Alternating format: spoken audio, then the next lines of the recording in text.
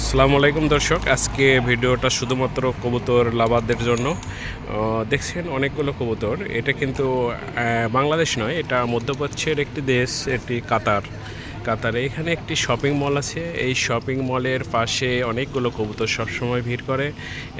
এদেরকে দোকান থেকে এবং অনেকে কিনে ডাল আছে, চাউল আছে, এগুলো খেতে দেয়, এরা খায়।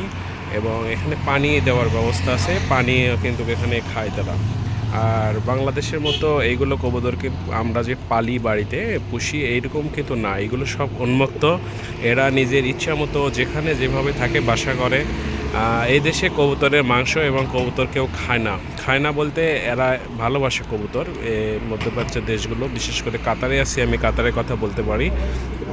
এরা অনেক ভালোবাসে কবুতরকে, এই জন্য কবুতরগুলো মারে না বা ধরে না, খায় না। এগুলো উন্মুক্তভাবে এভাবে ছেড়ে দেওয়া থাকা হয়, অনেক বংশ বিস্তার করে এবং প্রচুর পরিমাণে কবুতর আছে এই দেশে। দেখছেন প্রচুর কবুতর।